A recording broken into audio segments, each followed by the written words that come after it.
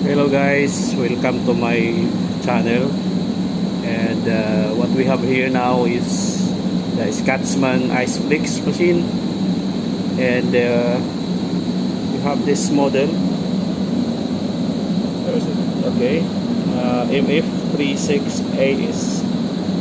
Okay, the problem of this machine is leaking when it's operating. So actually I already opened this machine, but I just like to share with you how we gonna open the freezing cylinder side, which is where the leaking is coming from. So just like to share how to open this one. It will also help you, giving you the idea how we're gonna do it. So this is the back side, and the leaking is coming from this portion here. Where is it?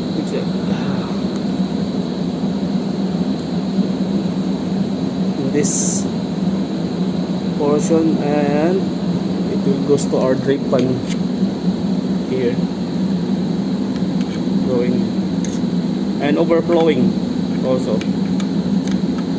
Okay, because the drip pan is only designed for some like condensation, but if it is more leaking, will come out, water will overflow here. So we're gonna open this one. So we have to remove this first, the insulation. I already loosened the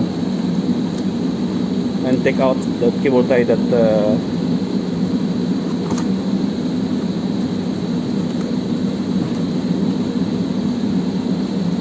okay, then we have here the, what is this, the Allen heat screw. So that size of Allen heat screw is 316. Really, I already loosened it also. So this is 316. Just 316 to let this. So we can use this one to open this Allen screw. And we have the ice soot here. I already take out the tie rod here, which is supposed to be locking this way here. So I already removed. So we're gonna remove it also easily. So I do it because just like to share how we gonna do it and open. Okay, remove this one. Okay, then we're gonna remove also this.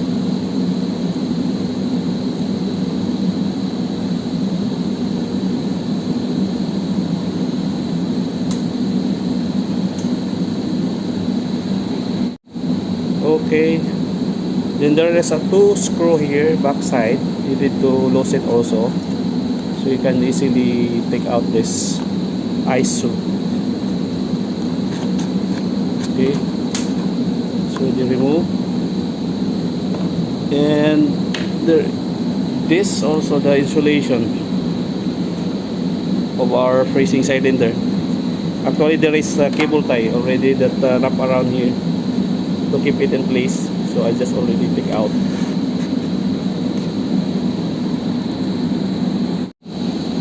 So we already removed the insulation, and we have here the bolt. The size of this bolt is 13, number 13. Okay, this is number 13. Also this one is number 13. Okay, but before we do that, we need to take out also this, and this one also we need to take out. So it's okay, we already removed. Okay. Now,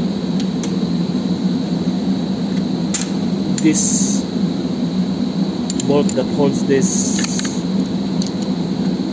bracket, the bracket of our fishing cylinder, is the bolt that we need to open also. And there are 3 bolts here, 1, 2, and the other side, this one.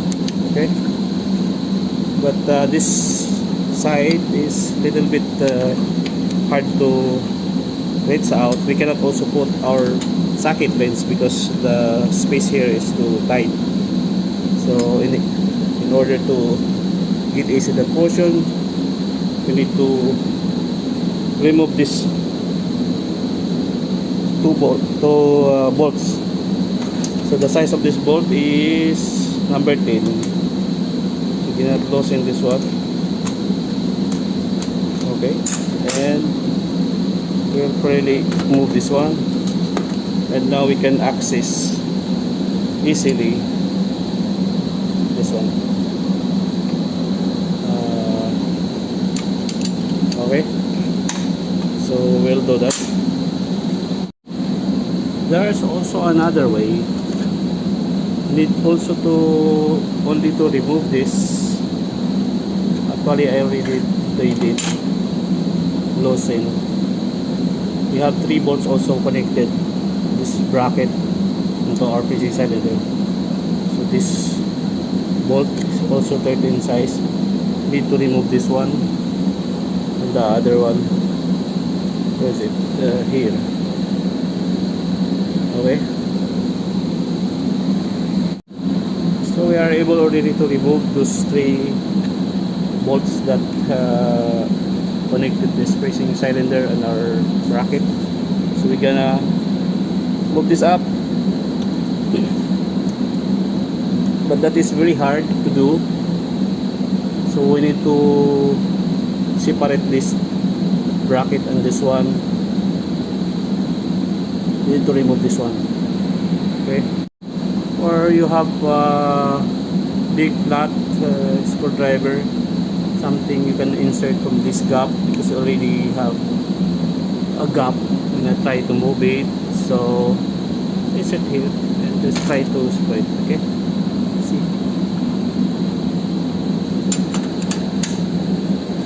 So actually guys, when I opened this one first time, I just noticed this, the inside of this portion is already worn out. So usually you cannot just easily push this auger, removing this auger, because there is a bearing here. There's a bearing here that holds this auger with the seal, the shaft seal, this one, in this portion here. But this unit is already having this problem, worn out bearing. That's why the water is leaking through this. Okay, so now we can just only simply push it this time, but usually you cannot just push it easily because of the bearing that is holding here. Okay, so we can just simply take this auger assembly from this point. See, and as I opened it, I noticed that this auger, this portion here where we put our seal assembly, shaft seal assembly here, with this like spacer with sealing gasket also inside. When we open this one, there's a sealing gasket here inside.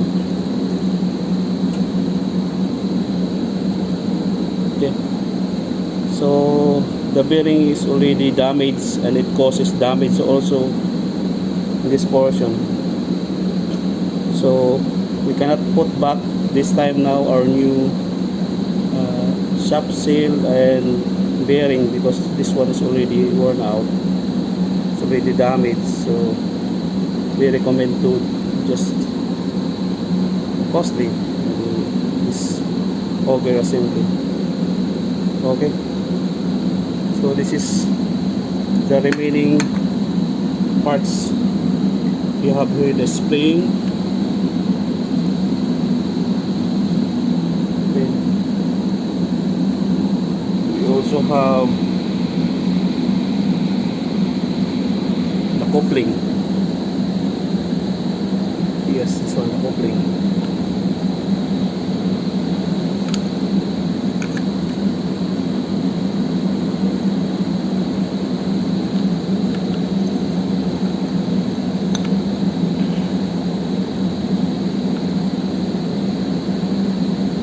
Coupling, okay,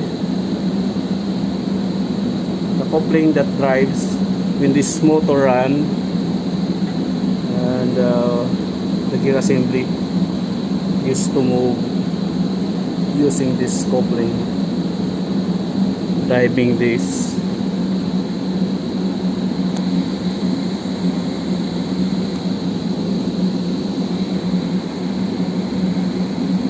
Sorry guys,